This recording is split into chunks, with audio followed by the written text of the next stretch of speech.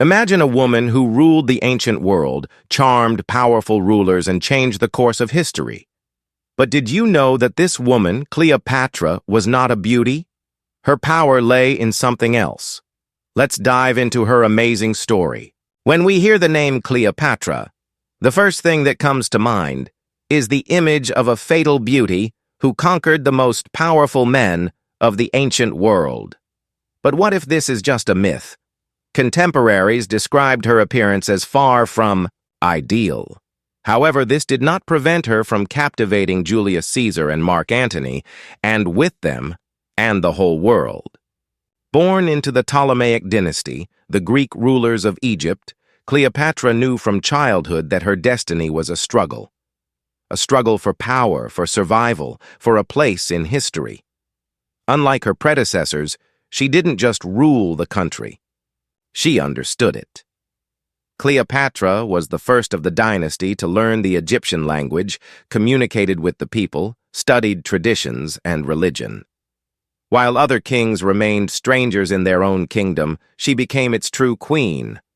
But her reign began with drama. After her father died, she was forced to share the throne with her younger brother, Ptolemy III.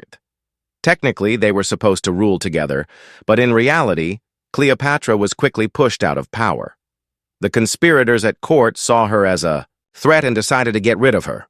Translated with deepl.com, free version, Cleopatra was not about to give up. Once in exile, she began to raise an army to regain her crown.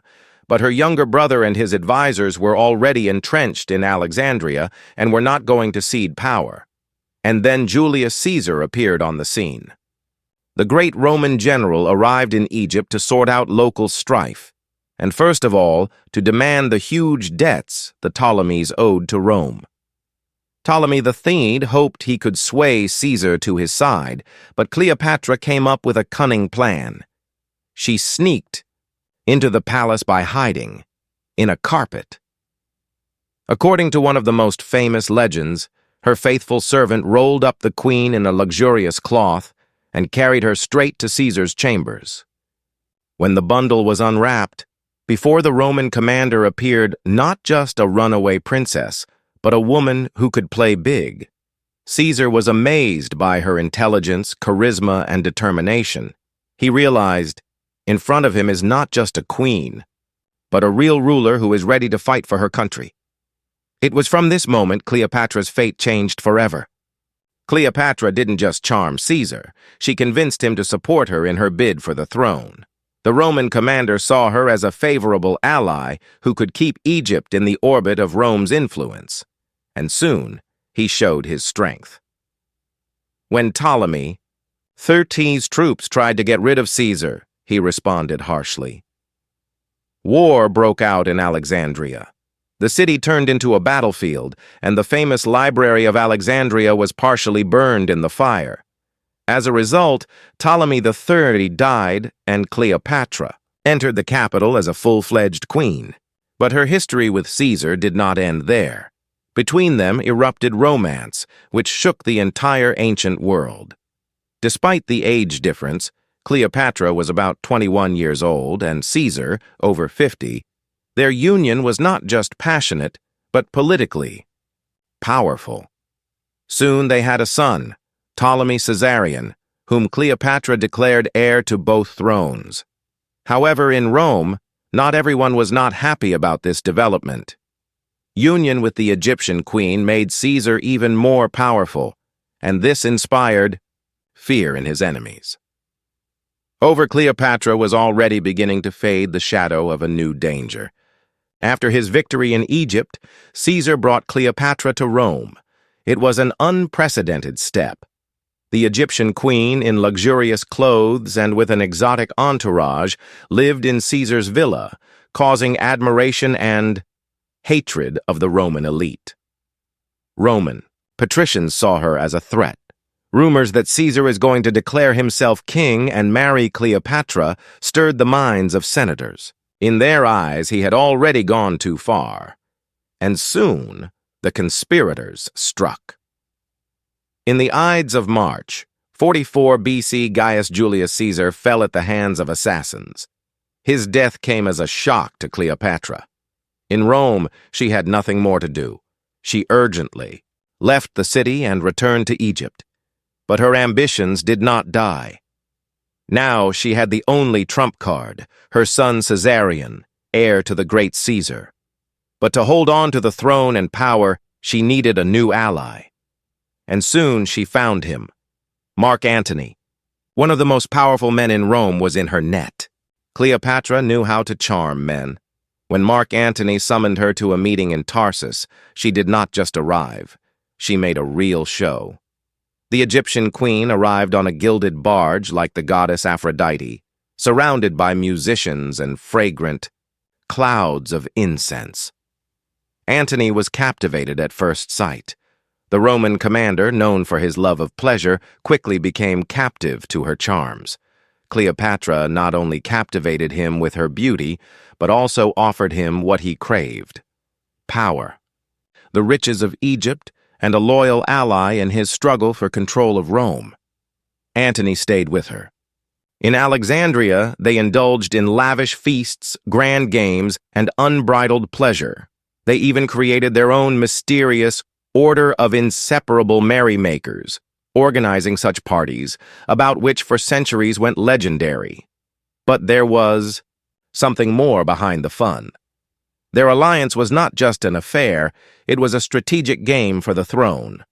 Cleopatra saw Antony as a tool to consolidate her power, and he saw her as the key to Egypt's limitless resources. Together they challenged the very power of Rome. However, like any story of passion, their union could not last forever. Rome had not forgotten its greatness and its ruler. Pompeii, disgraced and destroyed, could no longer leave its legacy in the hands of two ambitious rulers. The Senate in Rome, concerned about Antony's growing power, increasingly demanded action. Octavian, Julius Caesar's adopted son and Antony's rival, decides to act decisively. Realizing that the Roman Empire cannot afford to live in alliance with a woman ruling the Egyptian throne, he turns the political war into a personal one. He accuses Cleopatra of trying to conquer Rome and calls her alliance with Antony a threat to Roman interests. This move leaves Antony with no choice. In 31 BC, the grand naval battle of Actium unfolds on the waters separating Roman and Egyptian possessions. The Romans, led by Octavian himself, defeat the fleets of Cleopatra and Antony. Everything they had built together crumbles in a matter of hours. Antony and Cleopatra flee to Egypt, where their lives become an endless series of mistakes and hopeless attempts at resistance. As the clouds of the final battle loomed on the horizon, the decision was inevitable. As in the tragedies written in the oldest scrolls, Antony and Cleopatra realized that there would be no more salvation for them. The rulers of Egypt were in the ring of despair, and their fate, like that of many great men, was decided not by military, but by psychological blow. Octavian marched inexorably on. In 30 BC, he entered Alexandria, and that was the end for Egypt as a great power. Cleopatra, realizing that her empire was lost and there was no turning back, decided to bid farewell to her life. It is not known exactly whether her death was the result of suicide or whether she was poisoned. However, her passing was the moment when all was lost for her world. Antony, following his beloved, also chose death. The story of these two passionate souls ended as it should have, tragically, like all great myths of love and power. It was at this point that Rome was finally rid of the threat of the Eastern Empire. Octavian became sole ruler, and the Roman Empire experienced its darkest and most magnificent era. The fall of Egypt and the death of Cleopatra marked the end of a great era. The Roman Empire, having become the sole power in the Mediterranean, entered a new era, an era of unprecedented growth and incredible ambition. Octavian, who soon assumed the title of Augustus, established the Principate, a form of government in which he remained supreme ruler but formally retained the semblance of a republican system. Egypt became a province of Rome, and whatever was left of the once great civilization was consumed by imperial ambitions. But despite Rome's victory, the legacy of Cleopatra and her reign continued to live on through the ages, inspiring writers, artists, and philosophers for centuries. Cleopatra has been remembered as a symbol of not only feminine strength and beauty, but also incredible political cunning.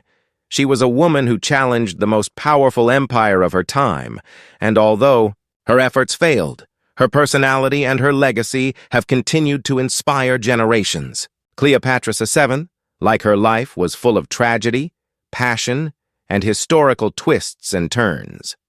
Not only did she rule Egypt during one of the most tumultuous times in history, but she managed to become an icon whose name became synonymous with strength and determination.